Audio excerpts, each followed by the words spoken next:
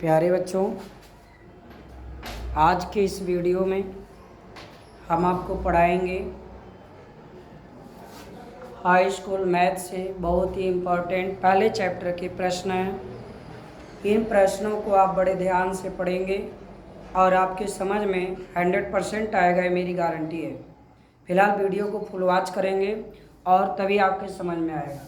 इस वीडियो में हम आपको 3 प्रश्न बताएंगे जिसमें आप हाई स्कूल का पहला चैप्टर पढ़ डालेंगे। यानी पहला प्रश्नावली जो 1.1 है और 1.2 से रिलेटेड वीडियो इसमें आपको मिलेगा। देखिए, ये प्रश्न आपका है, सबसे इम्पोर्टेंट प्रश्न है और इस प्रश्न में बच्चे प्रायः कंफ्यूज होते हैं। जांच कीजिए कि किसी प्राकृतिक संख्या n के लिए, प्राकृतिक संख्या आप जानते होंगे, प्राकृतिक संख्या का मतलब काउंटिंग नंबर, गिनती की जाने वाली संख्याएं हमारी प्राकृतिक संख्याएं कहलाती हैं। आपका सबसे छोटी प्राकृतिक संख्या जो है वो 1 है, 1, क्योंकि काउंटिंग हम लोग 1 से शुरू करते हैं। 0 हमारी प्राकृतिक संख्या नहीं है, 0 हमारा पूर्ण संख्या है। इसलिए कभी कभी बच्चों से पूछा जाता है कि सबसे छोटी प्राकृतिक संख्या बताइए, तो बच्चे ये जानते हैं सबसे छोटी बताना और वो 0 बताते हैं, जो पूर्णतः गलत है। तो प्राकृतिक संख्या मीन्स काउंटिंग नंबर, गिनती की संख्याएं प्राकृतिक संख्याएं कहलाती हैं। n के लिए बताना है कि अंक जो होगा वो 0 पर समाप्त होगा। यानी समझ लीजिए, कह रहा है जांच करके बताइए कि अगर 6 पे घाती n है, जहां n कोई प्राकृतिक संख्या है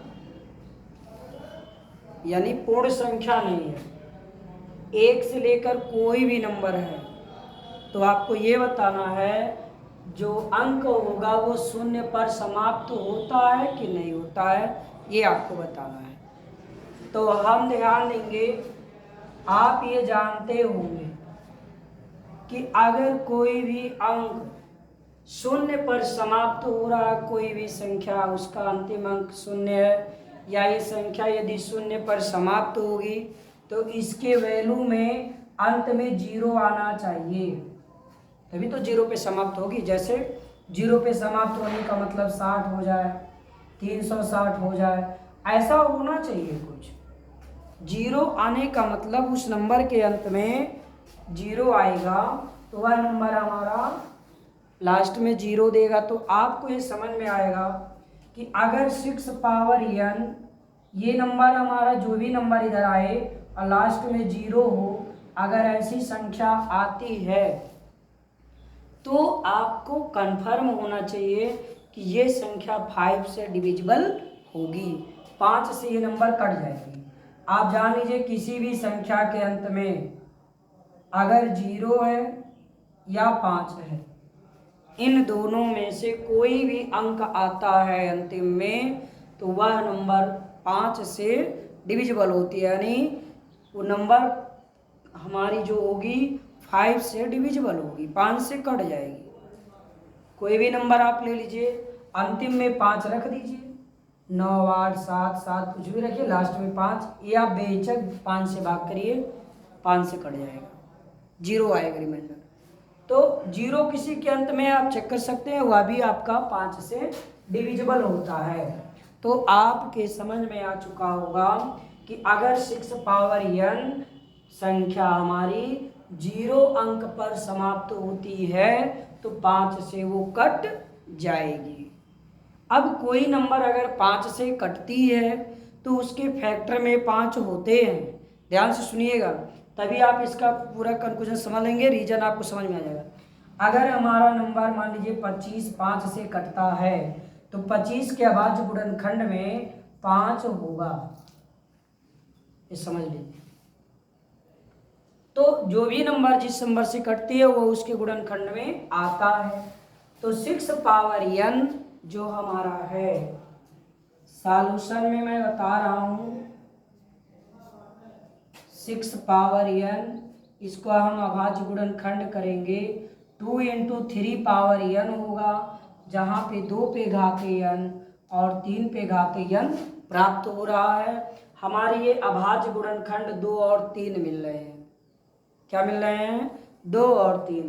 इससे ये स्पष्ट हो गया कि इसके अभाज्य गुणनखंड अगर 5 में होते, 5 के पद में होते, तो ये नंबर हमारा 0 पर समाप्त होती और 5 से डिविजिबल। अगर ये इसमें 5 आ जाता तो ये हमारा मान लिया जाता कि ये नंबर हमारी जो है ये 0 पर समाप्त हो सकती है।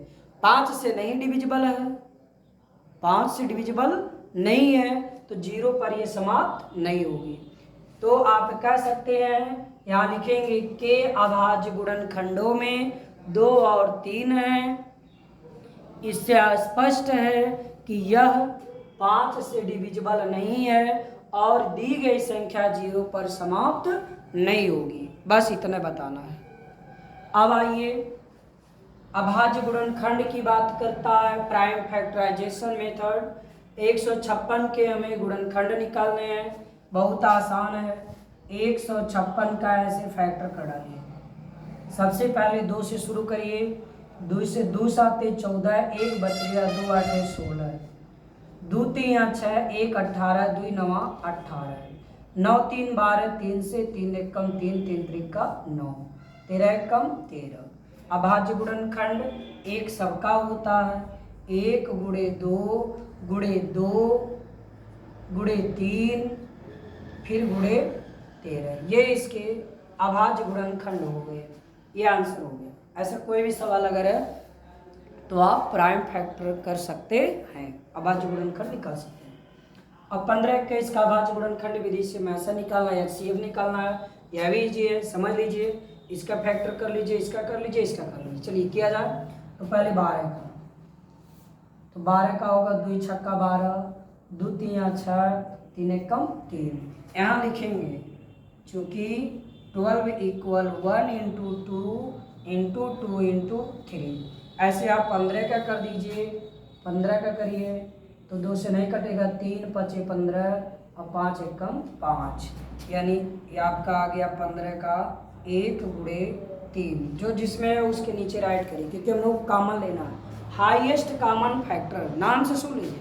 हाईएस्ट कॉमन माने जो सबसे हाई कॉमन मिले, हाई लेवल पे कॉमन होगा वो फैक्टर लिया जाए, वही HCF होता है। फिर हमारे पास 21 है, 21 का कर दीजिए, 2 से नहीं होगा, 3 से, 3 7 21, 7 1 कम 7, यानी 21 का हो गया 1 गुणे 3 गुणे 7। अब HCF निकालना है, HCF क्या होगा? HCF चेक कर लीजिए। HCF के ही नाम से हम लोग हाईएस्ट कॉमन इस जानते हैं। तो H माने हाईएस्ट, C माने कॉमन, F माने फैक्टर। हाईएस्ट कॉमन सर्वनिष्ठ, सबसे अधिक, उच्चतम कॉमन वाला पद क्या है? सबसे अधिक कॉमन क्या है? हाईएस्ट कॉमन यही है 3। तो इसका HCF कितना हो गया? 3। इस तरह से आपने अपने चैप्टर का कुछ सवाल जाना, इसको तैयार रखिए और आपका तैयारी बना रहे। शेष वीडियो हमारे चैनल पर मिलते रहेंगे। फिलहाल आप हमारे चैनल को अभी सब्सक्राइब कर लीजिए अगर चैनल पे सब्सक्राइब नहीं किए हैं तो, और वीडियो पसंद आए तो लाइक करिए, शेयर करिए। धन्यवाद।